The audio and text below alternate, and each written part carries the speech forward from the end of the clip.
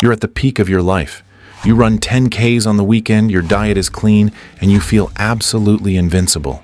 But as you're reading this, a widowmaker blockage could be quietly growing inside your chest. No pain, no warning, just a ticking time bomb. How is that even possible? Because biology doesn't care how fast you can run. Your body is so good at adapting that it can mask a 90% blockage, keeping your blood flowing perfectly, right up until the very second it stops. Stay with me, because what I'm about to show you is the difference between a long life and becoming a statistic. Before we pull back the curtain on how the healthy heart fails, do me a quick favor. If you value this kind of deep dive insight, hit that like button and subscribe. It helps us keep the lights on and ensures you don't miss the next life-saving breakdown. Now, let's get into the anatomy of a disaster. To understand why a high-performance engine fails, we have to strip away the chest wall. I want you to look at the plumbing.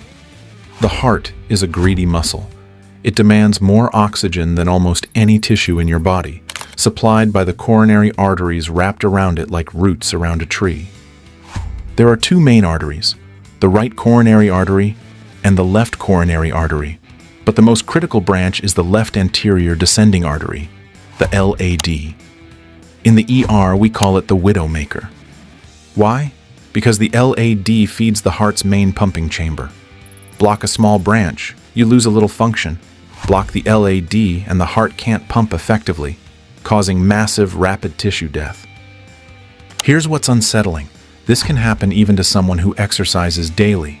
We're taught plaque buildup is like a clogged pipe that slowly narrows until symptoms appear. Logical, but wrong. As plaque grows, the artery often stretches outward, a process called positive remodeling. The passage can stay open, blood still flows, and you feel perfectly fine. That's why for many men, the first symptom of heart disease is sudden death. So what flips the switch? Stability. Some plaques are like blisters with paper-thin caps, soft, inflamed, and fragile. A spike in blood pressure or intense physical stress can tear that thin layer. That tear is called a plaque rupture. The moment it tears, the contents spill into your bloodstream.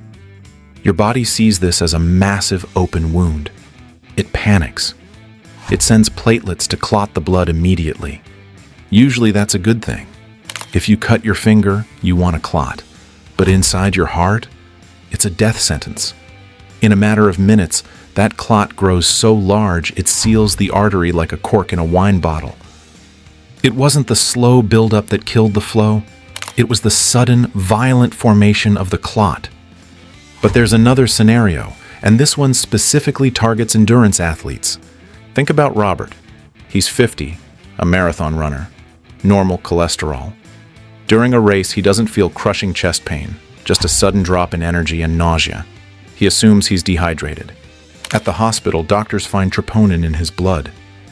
Think of troponin like the liquid inside a glow stick. When heart cells die, they break open and leak it into the bloodstream.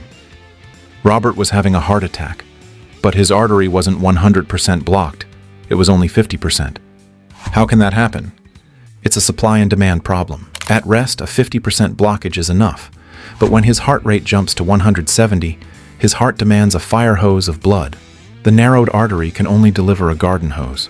When demand exceeds supply, the heart muscle begins to suffocate. In Robert's case, there was an extra factor, AFib. His heart's electrical system went haywire. The top chambers stopped beating properly and began quivering.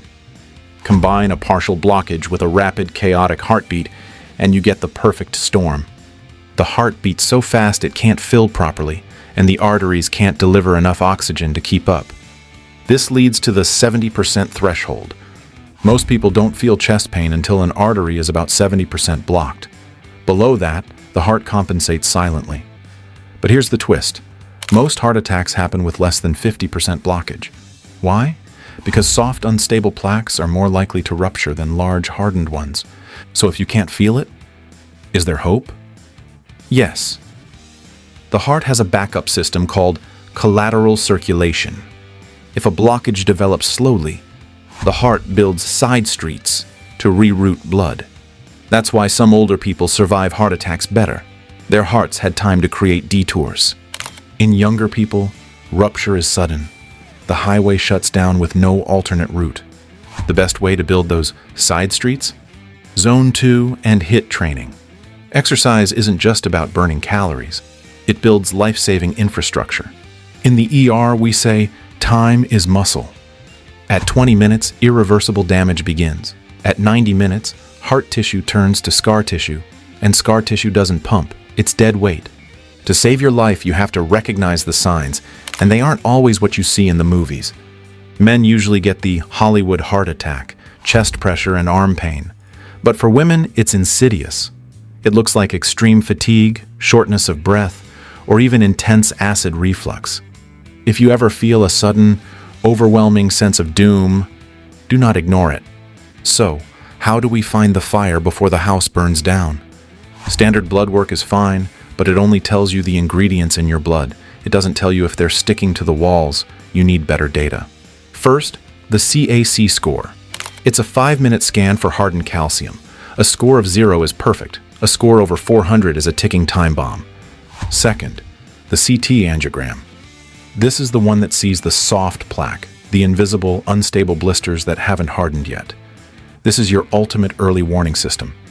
The healthy heart attack is almost always a tragedy of ignorance. Control your blood pressure to stop the mechanical tearing of your arteries. Manage your blood sugar to prevent inflammation. And for heaven's sake, keep moving. But most importantly, stop guessing.